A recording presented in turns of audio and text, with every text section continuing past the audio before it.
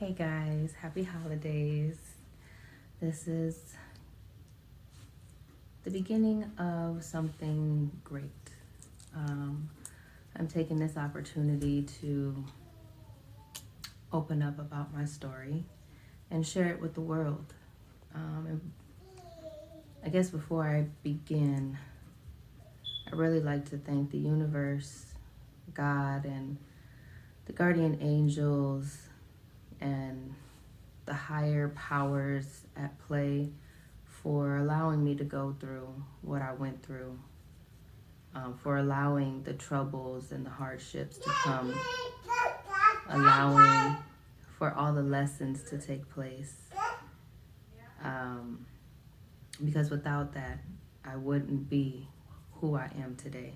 And I definitely wouldn't be able to share a story as amazing as I have to share. So without further ado, let's dive right in.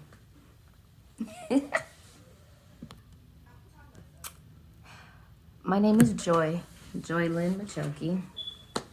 I born in St. Paul, Minnesota on February 26th. It was like extremely cold, below zero temperatures. And so let's begin from the start.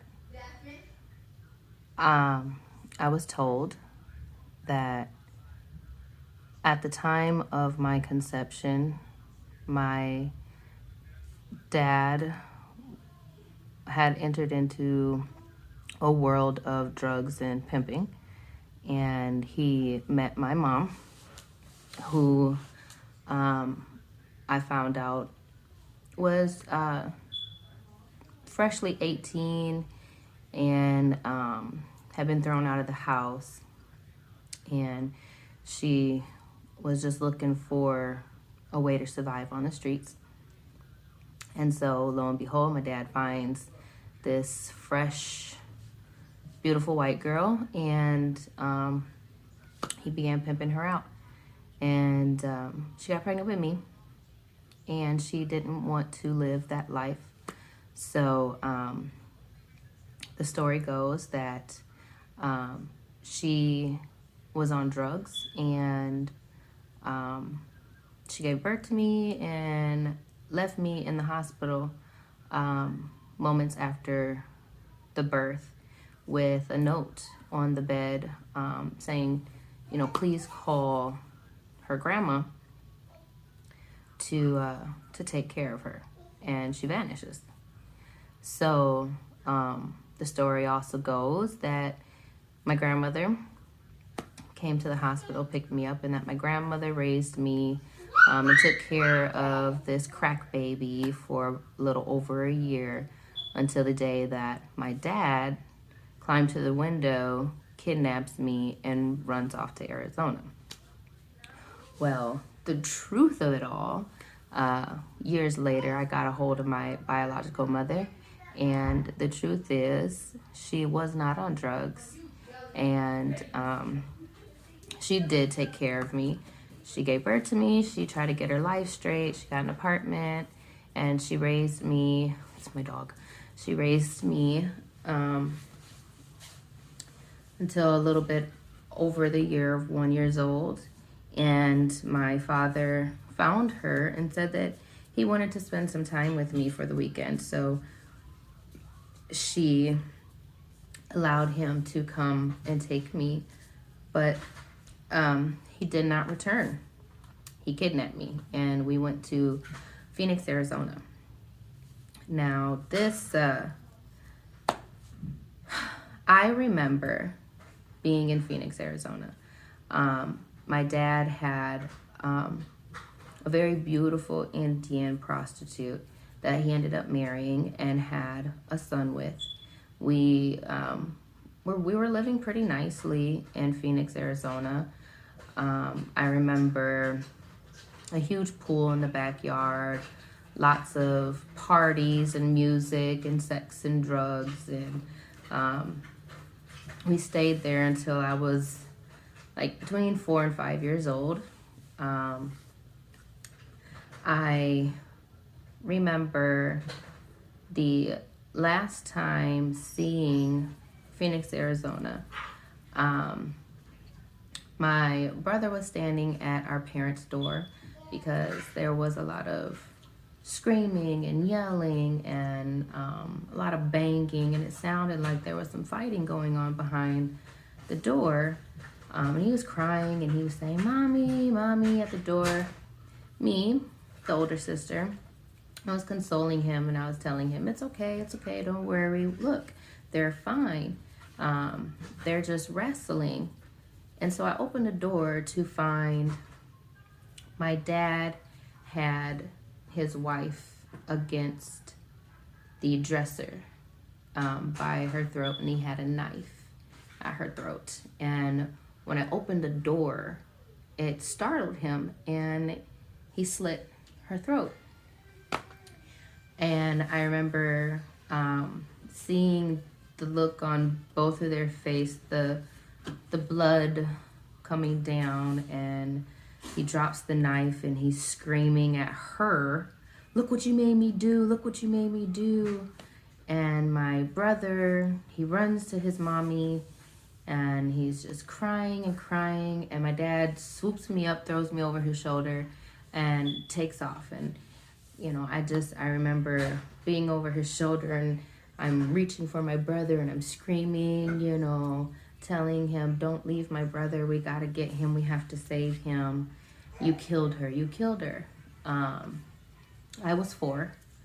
My brother was 3. The comprehension that I had, I'm not too sure if my brother understood what was happening at the time. And then we hop in a car and we drive all the way back to Minneapolis, Minnesota. The wife turned out, she lived. My brother lived as well. The next thing I remember of my life is, let's see here. So we end up in Minneapolis, and I have memories of kindergarten. I believe in kindergarten we were in a shelter, and shortly after being in the shelter, my dad had got a house on the north side of Minneapolis, and he got real buddy with the police department of Minneapolis, north side Minneapolis, and he would have drug and sex parties. Around this time, I'm like 5-6 years old, and it was quite regular for me to, sorry, have to let the doggies go outside, you know. So yeah, where was I? So yeah, like around this time, I'm like 5-6 years old, and I remember my dad had like the old school round brown wooden table and chairs, and TV that was on the floor with the little clicks, the big huge floor TVs. And at first he would have these parties, and I would just sit in the living room on the floor watching cartoons or whatever, every now and again going to go bother for something to eat or something to drink.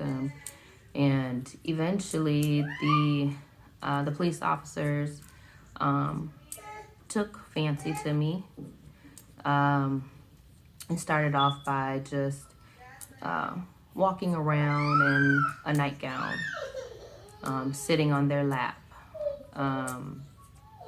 Also, they would put me on top of the table and they would turn on music and I would dance.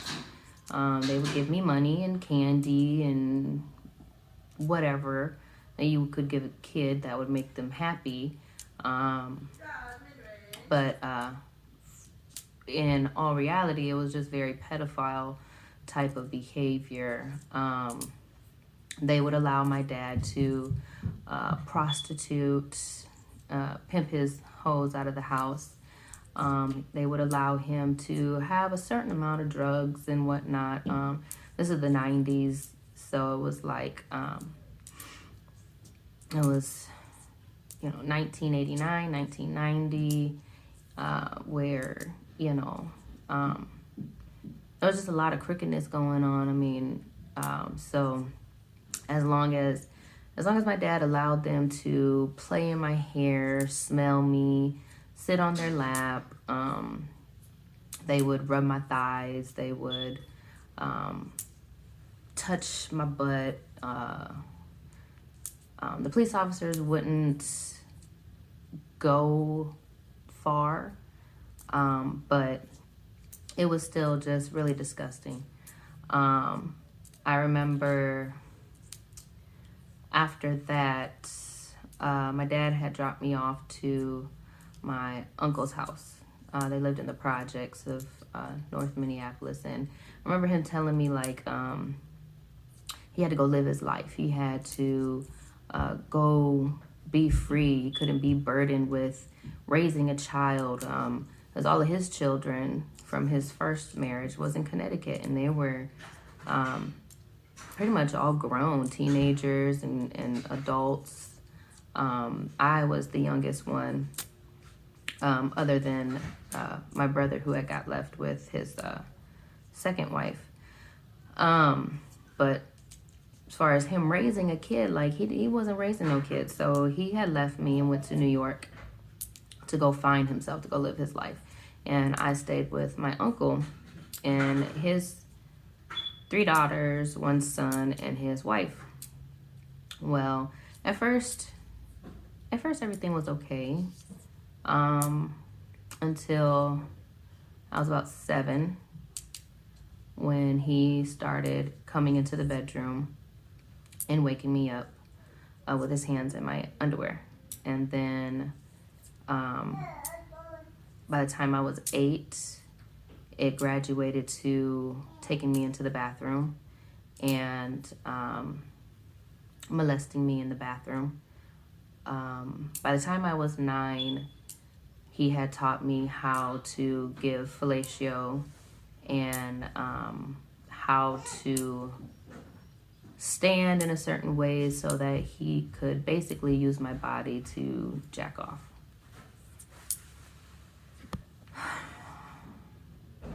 So, yeah, I have gotten accustomed to men touching me. I had gotten accustomed to sex being something that I seen on a regular basis. By the time I was 9, I knew what most adults didn't know, really. I remember sitting in class at 9, what is that, like 3rd grade? And there was a guest speaker who came to talk about good touch, bad touch. The signs of molestation in the home. And I feel like I was in the middle chair of the classroom, or at least that's just what my memories seem like, because as this woman was talking, she was at the front of the classroom, and I remember slouching. I hated school. I'm sitting at my desk and I'm slouching like this, and I hear this lady at the front of the classroom talking about your no-no areas, and that these are your private areas, and these are areas that should not be touched by any adult. Mom, dad, aunties, uncles, grandmas, grandpas, brothers, cousins. She's going down the whole list, best friends. Like, these are things that should not be happening to you, because this is wrong. Now, you're talking to a classroom. So you're talking to a classroom of third graders. And I'm in the middle of this classroom having a real life epiphany. Like, hot tears are coming down my face and my heart is wrenched and my mind is so confused, because from the time that I was born, I had entered into a pimp's life. I was always around naked women and drugs and guns and naked men and orgies, and my dad would have me hump my brother and would record us. And man, I remember dancing naked on top of the table at like 6 years old. You know, the things that my uncle and my cousin were doing to me was in my head normal. So here's this lady, this guest speaker, this complete stranger who flips my whole world upside down, and I go to the counselor's office. I don't recall how I got there. I guess maybe I was just so distraught and crying. I remember this pretty girl. She had green eyes and red hair. She was a popular girl in the class. And I remember her looking back at me and she's like, "What are you crying for?"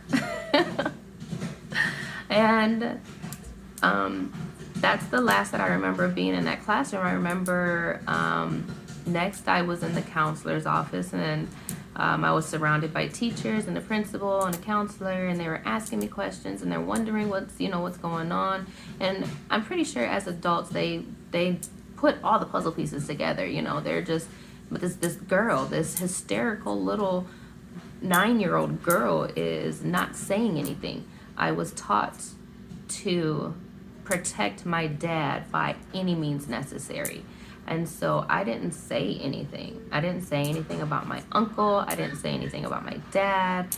I didn't say anything. So the next thing I remember, I'm not too sure how many days this was that had gone by, but I do recall my aunt was getting ready for work one evening, and she had sent me downstairs to get something from the kitchen. I don't remember what it was, but I remember that I didn't want to go down to the kitchen. I didn't want to go downstairs because my uncle was sitting in the living room, dark, in his robe, naked, as he usually would do when his wife went to work.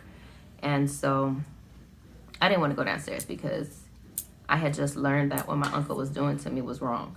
And my uncle had made it so smooth to me. Like, his daughters envied me and hated me because I always come back with a pretty dress for me to wear, or pretty shoes for me to put on, or a new bow in my hair, or some candy or gum or chips or something special for me, but he never got anything for his children.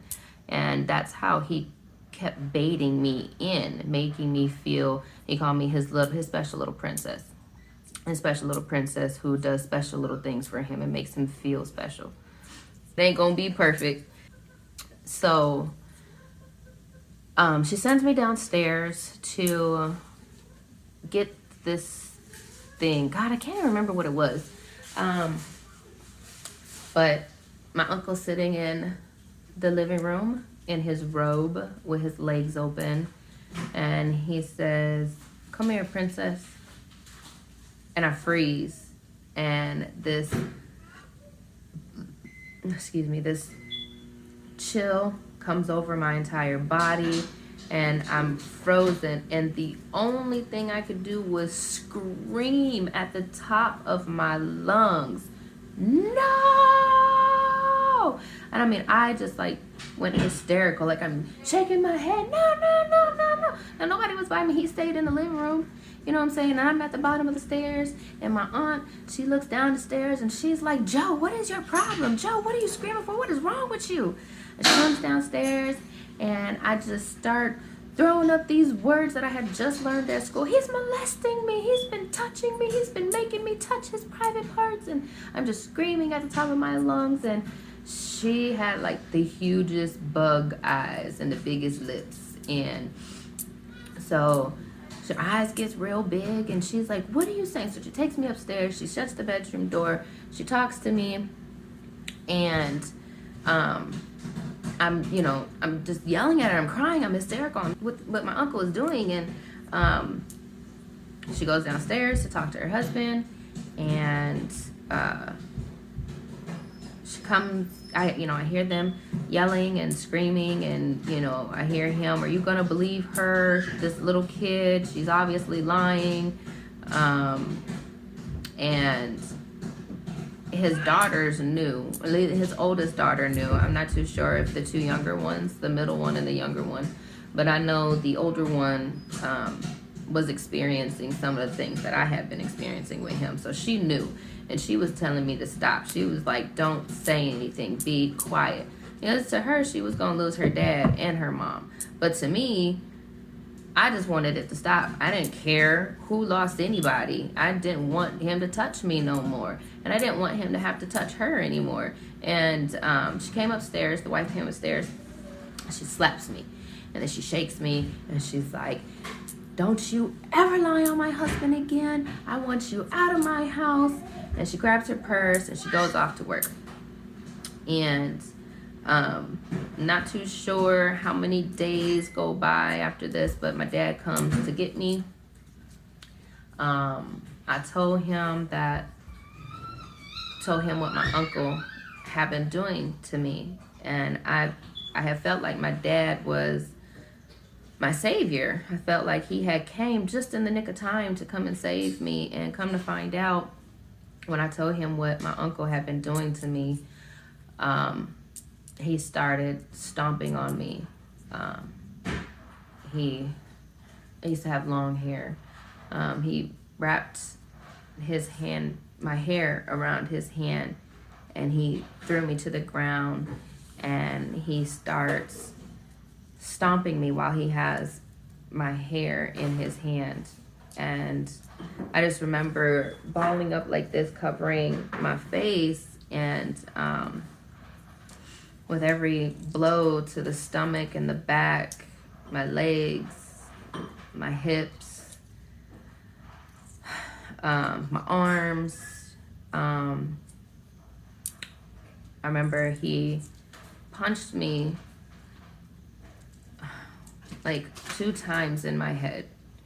The first time seemed like it was the hardest one, and then the second time he released my hair and shut the door, and then that was that. He told me I was a liar and to never lie on his family ever again. And I didn't go to school for a while after that. I was very used to him leaving me at home for days, sometimes weeks at a time. So he had left probably for like a crack binge, or I'm not too sure, but I went to the park. I wasn't supposed to be at the park. I was supposed to be in school. But I was at the park, and it was nice out. I think it was like towards the end of the school year. So this is like June. Yeah, it had to be like May, June. And I remember I had on a white turtleneck, long sleeve turtleneck, and black leggings. And I went to the park, and I was playing at the park. And I seen my auntie. And my aunt calls me over there, and I'm happy to see her, but then again, I was taught, don't say anything. Whatever happens in the home stays in the home. So I go over there, and she starts to play with my hair. So she grabs a brush out of her purse, and she brushes my hair up in a ponytail, and she's just talking to me about my dad. She's like, She's like, oh, child, come over here. Let me get your hair together. Where's your daddy at? And I said, he's not home. And she said, well, who you at the park with? And I said, I'm just here by myself. And she's like, she gets my hair pulled up into a cute little ponytail, and she turns me around. She was like, it's hot out here. Who dressed you? And I said, I did. And so she pulls up my sleeves, and she sees these bruises all on my arms. And she said, Joe. That's what they called me, Joe. Joe, what happened to you? And I just like kind of froze, staring at her. And I remember taking my hands back, and I put my sleeves back down. And she lifts my shirt up. She turns me around. She sees all the bruises all over me, right? And she says, oh, hell no. And she grabs me, and we go back to the apartment where my dad was staying. She's going through the apartment, she's yelling, she cussing, and she like grabbing some things, putting it in her purse. We hop on the bus, and we go back to her apartment. And I don't recall what happened next. I know she gave my daddy an earful, because I don't recall seeing my dad again until I was like, I don't know, it was a few months. It was a few months that I had seen him. When he came back, he seemed like he was a better man. He had this girlfriend that he had went to high school with, and she was such a beautiful Christian woman. You know, she showed me a different way of life. She showed me that there is another option to this thing we call life. And started going to church, and they ended up getting married. And you know, he went back to his old ways. He bankrupted her, took everything out of her bank. She ended up losing a house, and I think she lost her car, and all of that stuff. So he calls one day, and I remember hearing his wife at the time yelling and cussing and whatnot. And she puts me on the phone with him, and he's like, you know, I'm with your brother's mom, and your brother would like to see you. He wants to hang out with you and go shopping. You mind if she comes pick you up? Now, I pretty much was raised as a single child, even though I have many brothers and sisters. So just hearing my brother's name, I'm like, yeah, I want to hang out with my brother. I don't want to feel so alone in this world, you know. You have another offspring out there. So I chose to go hang out with him, and we went shopping and whatnot. And we get back from shopping, and I'm like, hey, yo, where my dad at? I'm ready to go back home. I wanted to go back to where I was living with his ex-wife and her children in the suburbs. I wanted to go back to that because that was nice. That was a nice place. I wanted to go back to where I was with God and in church and all of that good stuff. Where I had a bed, and I didn't have to worry about anybody touching me, and I didn't have to worry about if I was going to go hungry or any of that stuff. Ended up, my dad disappeared, and here I was at this lady's house, and I didn't want to be at. Now, there's a little bit of a backstory of why I didn't want to be with this lady. So when we left Phoenix, Arizona, and we went to Minneapolis, Minnesota, somewhere between the ages of 5 and 7 is when I ended up being in her house. My dad was very good at dropping me off at random places and disappearing. saying like, you know, she's just over here for the day and then not coming back. And so I remember that I was only supposed to be over there for a little while, I think just for the day, but I ended up staying there for some time. I don't think it was like years, but it was long enough to endure enough of trauma that stayed with me for a really long time. She would lock me in the attic and wouldn't let me out, wouldn't feed me. A few days had went by and she was like, she tied my hands behind my back and she sat me down on the floor in between her legs. And she brushed my hair up into a ponytail. And then she cut the ponytail. And then she dangled the hair in my face. And she started to tell me that I wasn't shit. I was just like my dad, a piece of shit, a nigger, that she couldn't believe that she was a nigger lover and all this stuff. Like, she was really going in. And after she cut my hair off, I looked like a chemo patient because it was just like short all over the place. She threw me up in the attic and I had to stay in the attic. My brother would cry and ask for me to come down and spend some time with him. So sometimes I would be able to come out and eat lunch with him. And I knew she was poisoning me because my brother's favorite meal at the time was fish sticks, macaroni and cheese, and like red Jello. And every time I ate, every time she let me out of the attic to eat, by the time my food was gone from my plate, I'd feel sick and I'd end up throwing up.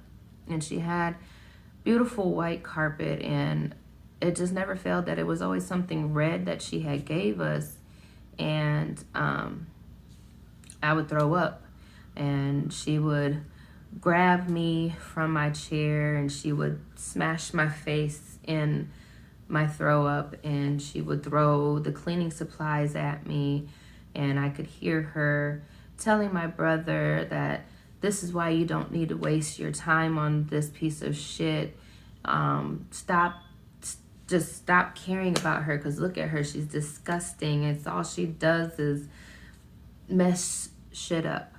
And I'd be down there just scrubbing and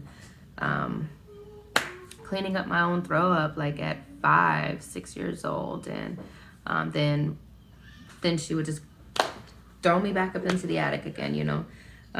There's this one time that they had family over. I think it was, I don't know if it was planned or if it was not planned. But I remember her coming up to the attic, and she had gave me a little plate of something. I don't remember what it was. It was always usually just some shitty shit. I don't know. And she had told me, she was like, if you say anything, I promise nobody will find you. And so I was like terrified, like, yo, okay, I'm not gonna say anything. And the attic had like this little window that you could see into the backyard, and she had a pretty nice backyard. She had like horseshoes and grill and a table and all that stuff in the backyard. And I remember seeing my brother's family, uncles and stuff, and I remember hearing my brother say, can I go get Joe? Can I get my sister? And it was like she had told him something, brought him inside and was yelling and stuff. And I remember his uncles and family in the back. I really specifically remember his uncle, because that was like one of my favorite uncles. And he came in and he starts yelling at his mom, and like, you know, what is he talking about? do you know where Joe is? Have you been in contact with Joe? Thought you didn't know where Joe or June was. So I didn't say anything because she had just came upstairs to that attic and threatened me and said, you better not say anything. So I didn't say anything because I'm thinking, like, they all gonna put 1 and 1, 2 and 2 together, whatever. Maybe my brother is gonna tell and say, she's upstairs in the attic or whatever. I don't know, but I waited silently and nobody came for me. Nobody came for me that night. I slept up there, and then for every now and again, she would let me come downstairs to sleep with my brother because my brother would beg for me to come down and sleep with him. And she would put a pillow and a blanket on the floor next to his bed and treat me like a dog or whatever. And my brother would always say, like, I got this bed, you can come sleep in bed with me. It was a really big bed. And she's like, no, that's where she sleeps. That's where, you better shut up. This is you're lucky that I'm even letting this happen. And, I would always wake up in the middle of the night with this horrible stomach ache, and I'd be crying, balled up, and she would just be sitting in the bed holding my brother. My brother would be crying, help her. What's wrong with her? What's wrong with my sister? And she would just be rubbing his hair while she watched me suffer in pain.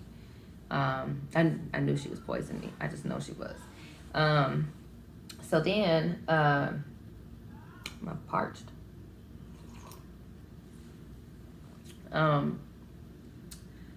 don't know how much time goes by, but my dad always had a way of miraculously showing up after all the crazy shit. And so he shows up, and then, that's when he takes me over to my uncle, and then all that stuff happens with my uncle. So then fast forward to age 10. I'm away from my uncle. I am now with age 10.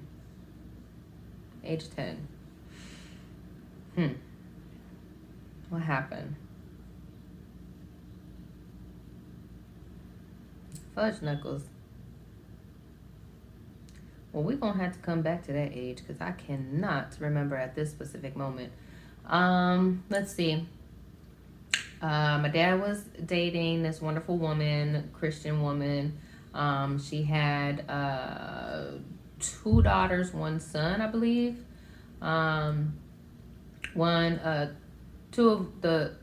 daughter and the son were already adults. They had moved out of the house, and so it was just one teenager. She was like 16.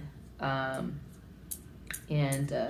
I personally just don't think that their family, like as far as like the cousins and stuff, they didn't so much care for me. I know her children didn't care for my dad whatsoever, and that trickled down to me. And I remember there was an argument. I heard her son and daughter yelling like, why is she still here? Tell him to come pick up his daughter. You don't have any responsibility with her. You need to get her out of here. And it was just like, I was more of a burden. She didn't see me that way, but I remember just being treated differently there. They grew up in the church, no family violence, none of the stuff that I grew up with. They grew up on the total opposite spectrum. So here's this girl who comes in, and she has already been into sex and drugs and this crazy lifestyle. And I mean, I'm loud, I'm vocal, I'm boisterous. I'm like, I'm thinking I already know everything about life. Y'all coming looking at me all quiet, and then here I am, la la la la. I'm loud, I'm bright, and they just didn't understand that. They didn't like it really. But yeah, so fast forward to when my dad had called me and told me to go shopping with my brother. I'm 12. My dad had already left the church lady away. I'm not saying names because I'm not too sure how all this, you know, saying people's names and all of that stuff. I don't know if there's like a contract that I need to be putting out to say people's names or whatever, but I guess when I write my book, you know, I just have some contracts or something, and I'm tell these folks, look, your name is in my book because you was a part of my history. But anyway, so I'm at this lady's house. I don't want to be there because of what she had did to me before, and I didn't tell nobody what she had did to me because anytime I opened up my mouth to reveal what had happened to me, I got whooped, I got beat, I got told that I was a liar, told to shut up, don't nobody want to hear that. You know what I'm saying? Or that's old, let that go. When you're talking to a child, like when a child comes to you and tell you something, listen. A child has no reason to lie to you. Listen. So here I am, 12, and I'm at this lady's house.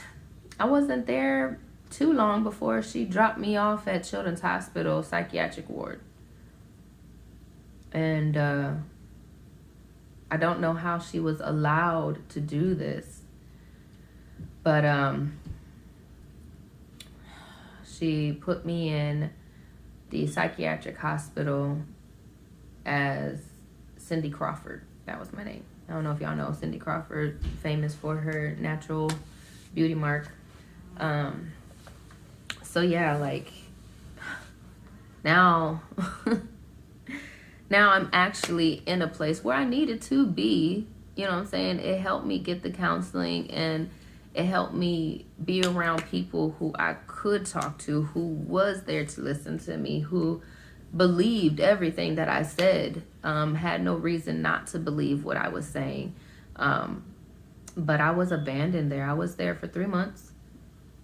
I spent 3 months in care patient on the children's psychiatric floor.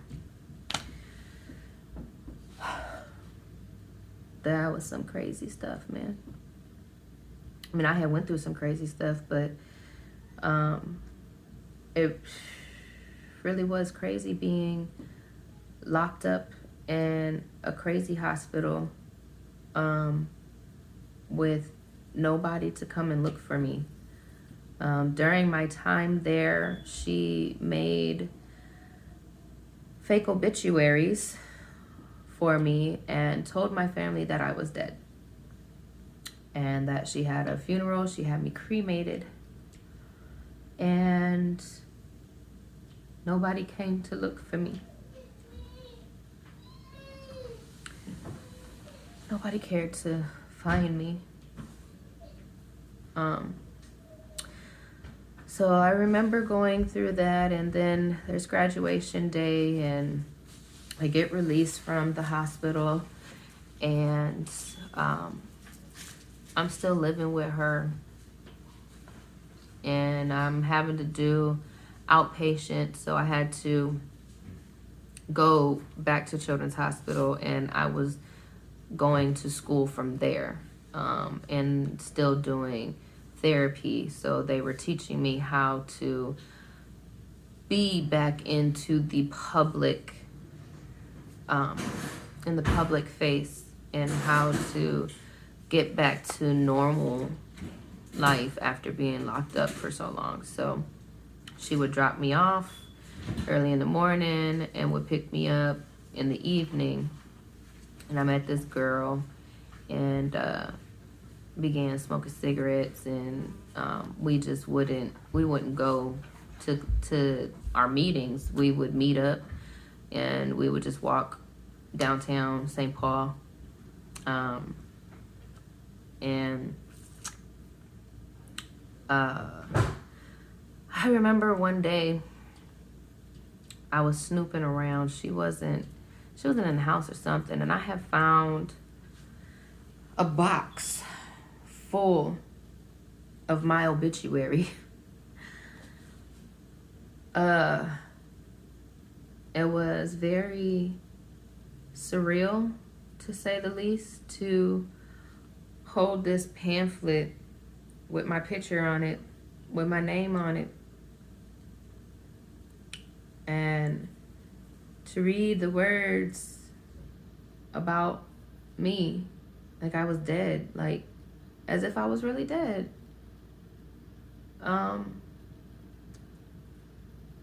It just made me feel like I was a huge mistake. Like I should have had never been born. It was terrible, man.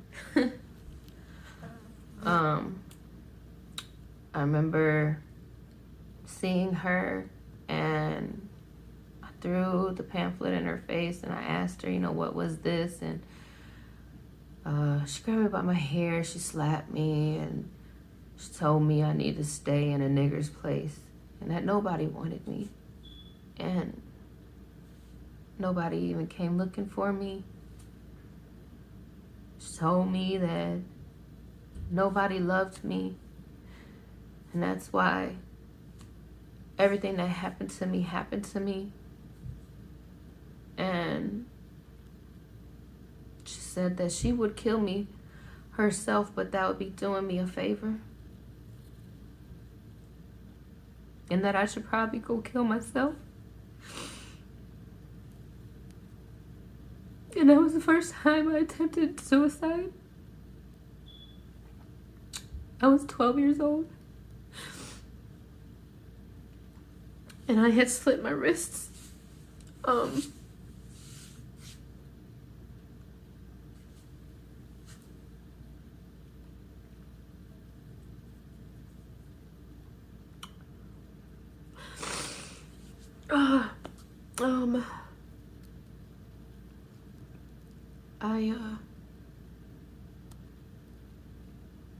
I don't remember how I ended up back with my dad, but I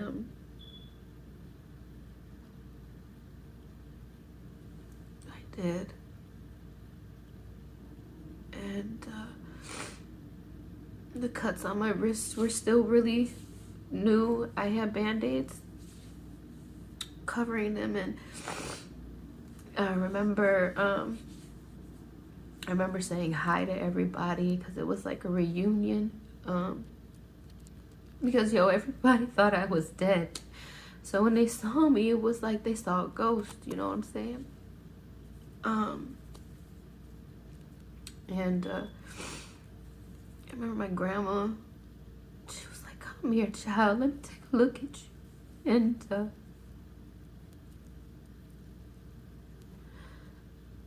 she saw the band-aids, and she asked me, "So what have you gone through, baby?"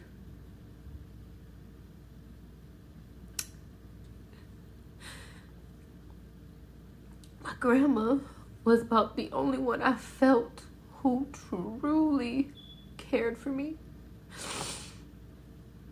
who was really concerned for me, who really appreciated the amazing person that I am. And I remember sitting down at her kitchen table, and we were drinking coffee together. She asked me, she was like, you want a pop?" I was like, "No, I don't drink pop, I drink coffee." And she looked at me and she was like, "Grown folks who have experienced life are the ones who sit at the table and drink coffee." And so she knew, looking at this little girl, at this little baby, she knew something wasn't right. And so I remember talking to her and telling her that her son, two of her sons, and their kids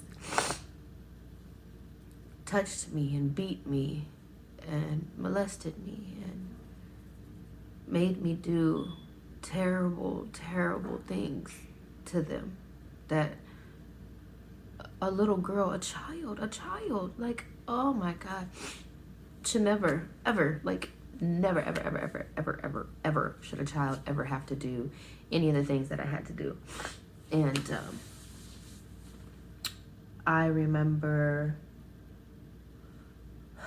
my grandma whooping on my uncle.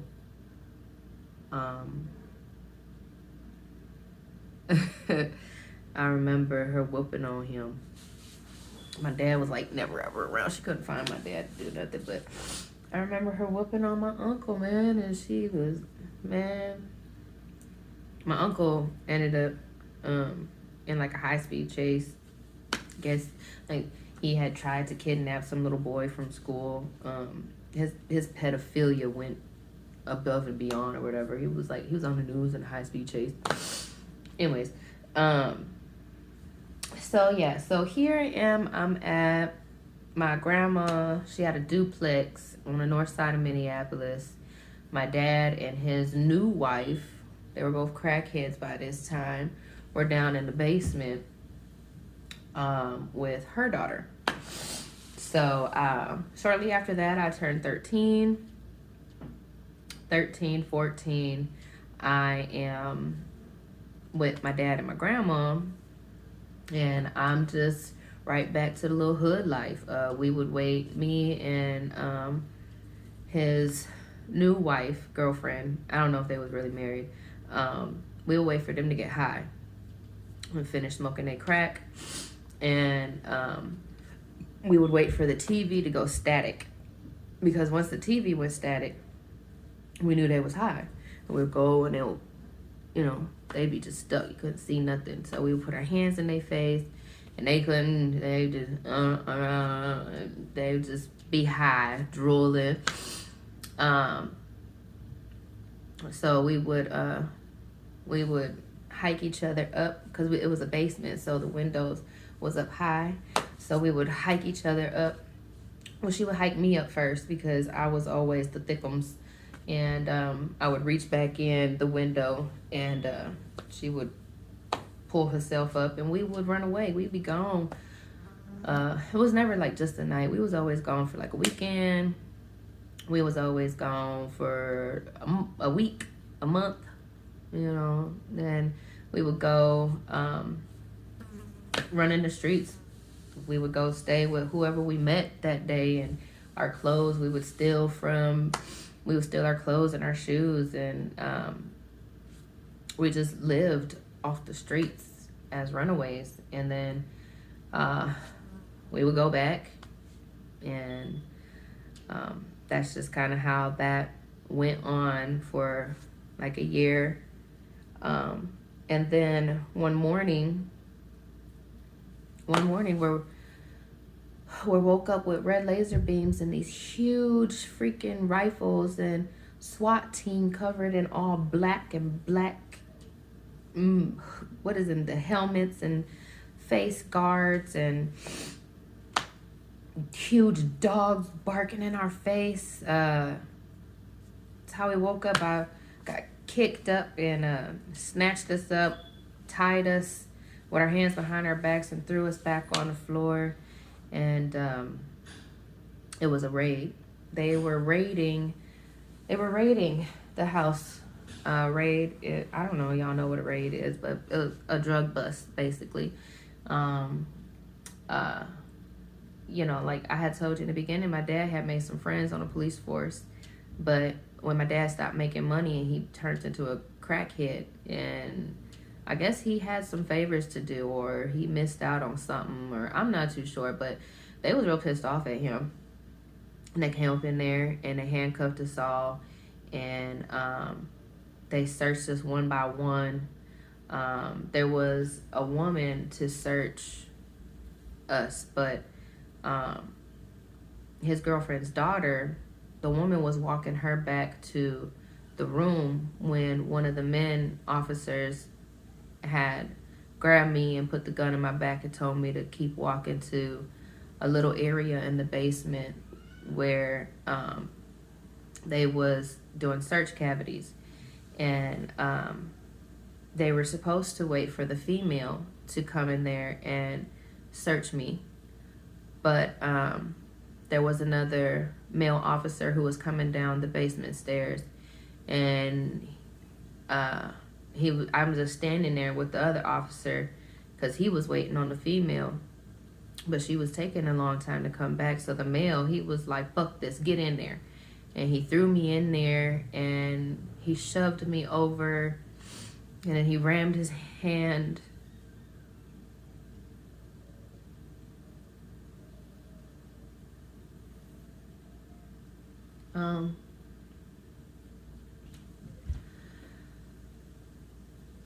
and he searched my vagina and my butt, and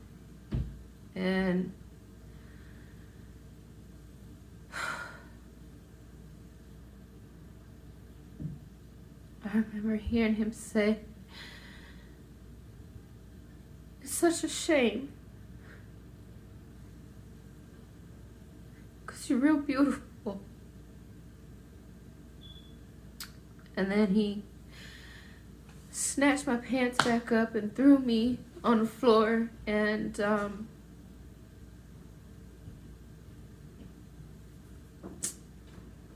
he said, "You know, you're just another nigger in the streets."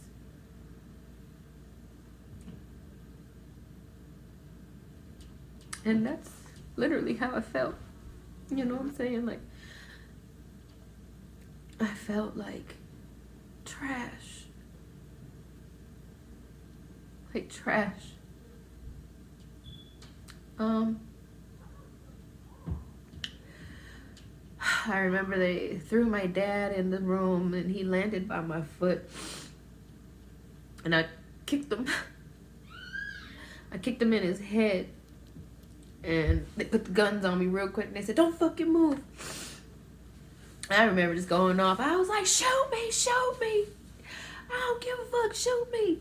And I started kicking at him, and it was two of them that came and swooped me under my arms, and they picked me up, and I remember I was just kicking and screaming, and they threw me in the back of the squad car, and I was just going crazy, like ape shit. I was going crazy in the back of that squad car. I was screaming and kicking and convulsing. And some time had went by, and I had calmed down. An officer came out there, was like, "Are you done? Your grandma wants to see you." And they let me go upstairs to my grandma's, and I was mad. I was like, "What you do to my grandma? You better not touch my fucking grandma." And they were like, "Your grandma's good. She's upstairs with the baby." And I was like, "A baby?" And I forgot, like, my auntie had just had a baby. So she was upstairs, and she had the baby on her lap. And I remember I still had my hands behind my back, and I just sat at my grandma's feet, and I rested my head on her lap. And she was stroking my hair, and she asked him, she was like, "Is the zip ties necessary? Can you let her hands free? She's not going to run. She's not going to hurt you. It's him that you want. It's not her." And so I let my hands go. And because I had been fighting, you know, I was all bloody and stuff. And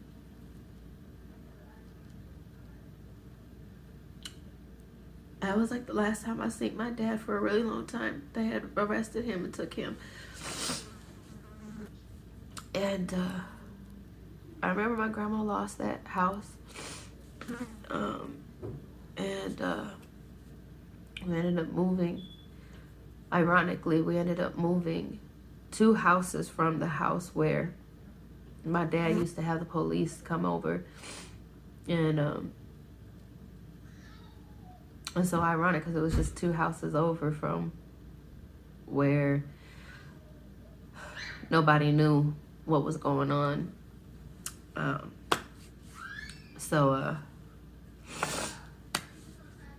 Man,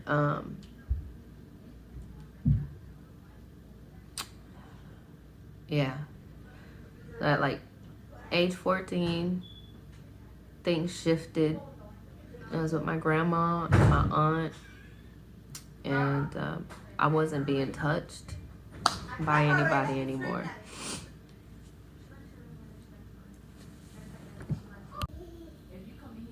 So I guess that pretty much, I'm gonna stop right there and let that be where we end. This is the beginning of Chronicles of a Pimp's Daughter. I guess, join me next time for more that will be revealed on my life. I thank you so much for joining me. And until next time, peace.